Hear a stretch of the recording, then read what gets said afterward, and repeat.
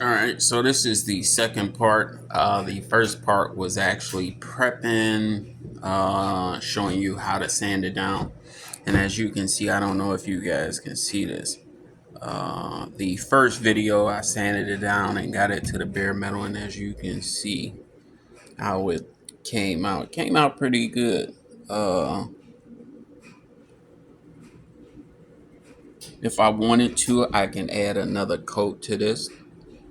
We're not necessarily worried about the inside lip where the soap dispenser sits at as far as it getting it pretty. We do want to remove the rust, uh, you know, but if we wanted to, just to make it more appealing, look more pleasing, we can add another coat to here. I actually just I showed you guys the little rust spots that were right in here. We went on ahead and remove that with sandpaper. Got a little,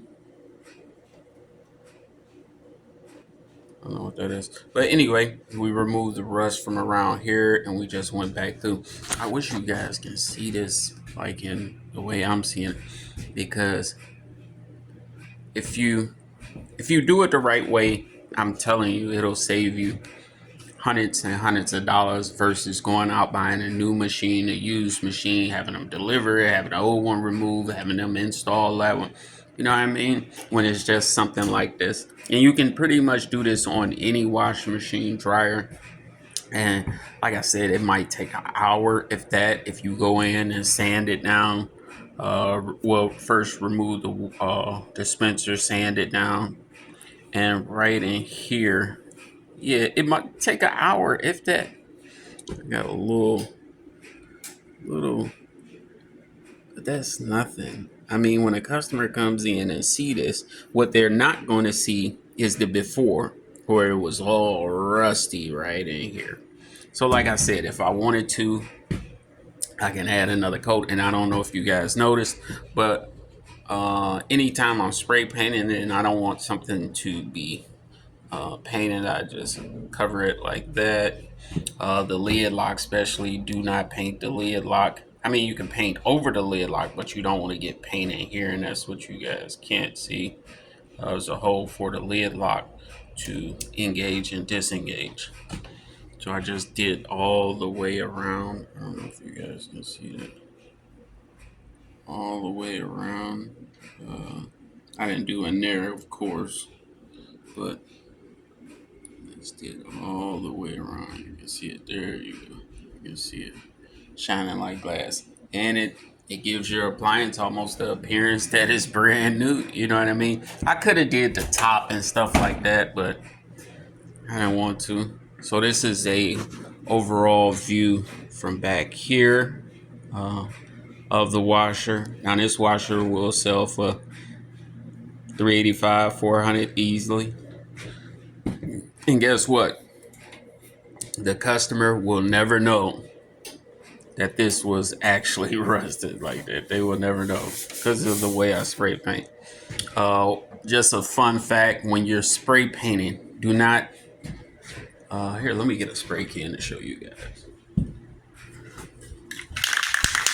You always want to, I'm not promoting them because I don't, this is what I use. Epoxy, they sell at Home Depot. But you want to definitely shake your can vigorously. I shake my cans for almost 5 minutes, not straight, but off on, shake, because it can be tiring. What I don't want you to do is when you start spray painting, and I want you to guys get a look at this, so I'm kind of standing. I don't want you to take your spray paint and hold it that close. You want to be about right here, which is about 6 to 8 inches. Make sure you're not in a winded space, because once you get the spray painting this, and if you got wind coming in your direction, it's definitely going to take, I would say, at least 85% of the spray paint. So I would say not to paint with a fan on. I mean, if you got a suction fan to suck it out, then that's one thing, but not a direct what's the name? But definitely shake your paint can vigorously. And I'm gonna do this one real quick. Put y'all on here. So I'm just shaking it. And these guys are good. Does it help? Yeah, it helps. I'm gonna say the reason why it helps. It only helps because you don't have to push down on the button. You know what I mean? That's the only benefit to this.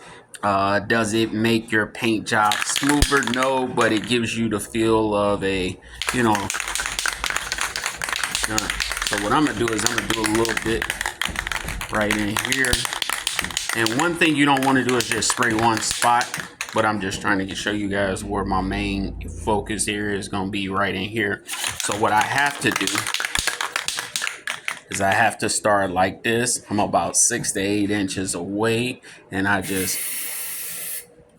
know if you guys see it. And I go in rows. So I know that my first spray will be from right here to about right here. So what do? When I spray my next spray, I don't go up here and start up here. I overlap it. So I'm gonna overlap it, and my next spray is gonna be, I don't know if you guys seen it. It's kind of hard to do with this camera. All right. So this is going to be my problem area. So I just take my can, hold it at the same distance, 6 to 8 inches.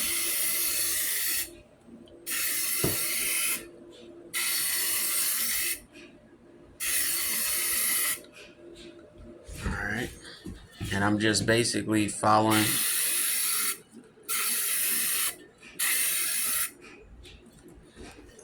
my machine. It's kind of hard doing it with this. Oh.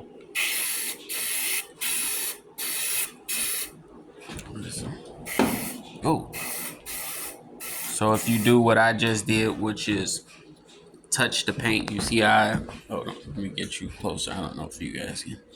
Where is it? It's right there. I don't know if you guys can see that or not. Here, let me clear the camera. All right, so I'm gonna point to it once I see it, if I can see it. Oh, you'll be able to see it in a few seconds. I really can't see it because this phone is like through. But anyway, I just took the can, and you can see it where the can hit. It's kind of like a wiggly line. Let me see if I can. There you go. I don't know if you guys can see it. Right there. Kind of goes. Now, don't worry about that. In other words, just take your can and do exactly like that. Just go. Oh, and there's another thing you don't want to do. I'm glad this is on video. You see what's going on? That is peeling. All right. So what you don't want to do, that means it's cold in here. It's definitely not the right air temperature. You do not want to paint in a cold place because this is what'll happen. Look at that. And it starts to pop and peel. Now, how will I resolve that? I'll just take, hold on, as soon as I find something, hold on one second. I'll take a rag like this.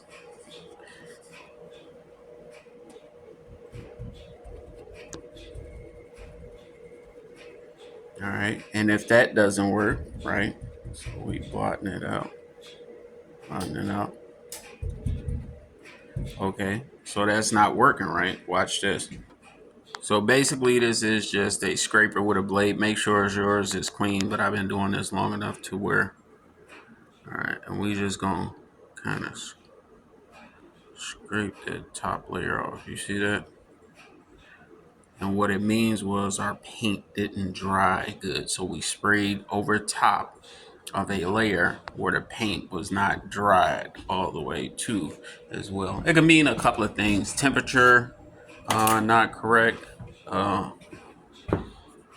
So what we'll have to do is we'll have to let, once we remove this,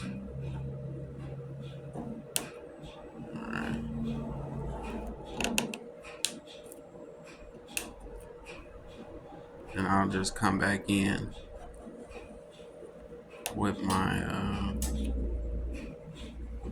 spray paint.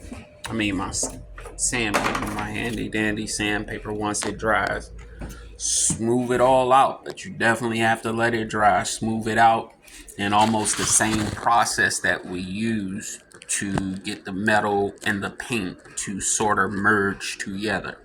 So I'll let this dry. I'll sand this down. We definitely want to get the clumps and lumps, but it's kind of hard. It's kind of hard when I got the camera in my hand. So I could just wait, let it dry, and sand it down, and it'd be a lot easier. Which I think that's what I'm gonna do instead of keep screwing with it. So I'm glad that this did happen. So it's one of those things where you'll figure it out yourself and what to do. But I'm here to be able to help you. We got a lot of peeling. I call it skiing because it looks like, see the vein, and it's almost veining, like where the paint is sucking in the end, like creating these veins. All right, so we're gonna let this dry. Once it dries, I'll come back in with my sandpaper. This sandpaper is probably 240, 280. Hold on one second. Sorry, y'all. I gotta invest in a tripod or something where my uh where I can actually sit back like this and show you guys. 320. So this is 320. I'll come in with this 320. I'll sand all of this down once it dries. Usually take about 24 to 72 hours for the paint to dry. Let me see just to be for sure. All right. Hold on one second. See if we can see that.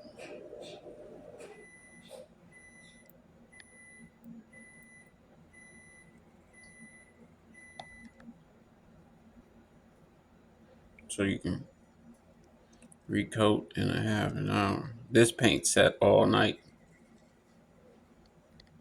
based on 70 degrees Fahrenheit, 50% relative. Allow more time at cooler temperatures. So it was definitely cool. So here it is. It's telling us right here.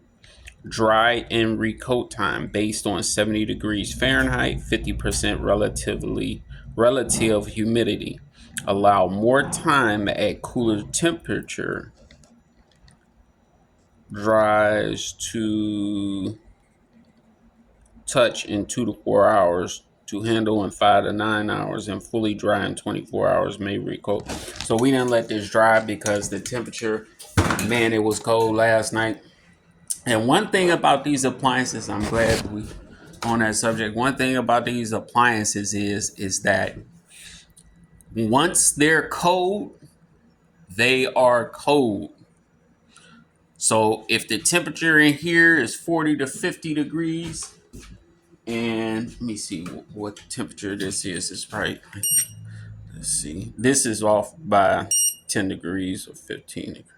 So it's 64 degrees. 64 degrees. 68 degrees. So this is below the 70 degrees Fahrenheit. And mind you, overall in this room is probably 60 degrees. So anyway, we'll let this dry. I showed you what it looked like when it was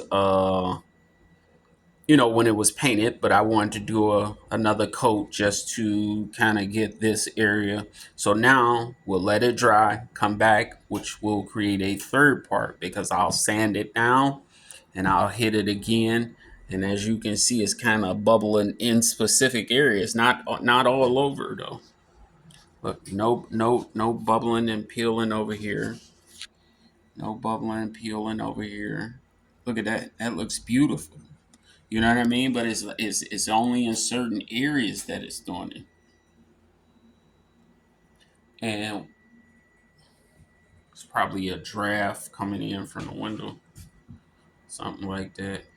So anyway, let this dry for the 18th time. I probably said that. Let this dry. We'll come back and sand it and spray paint it again.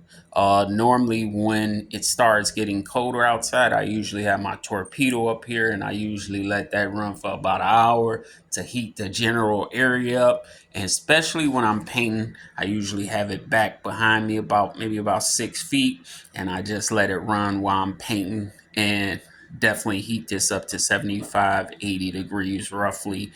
The overall temperature usually be around 85 to 90 degrees. Just in this specific room, I got the oven on, but that's not really enough heat to what's next. So if you like these videos, if you feel like I'm helping you save money, please like, subscribe. Uh, it's the only way I'm gonna be able to get me a tripod and give me a better camera so I can show y'all without having to hold the phone and move the phone like this and all that weird shit. All right.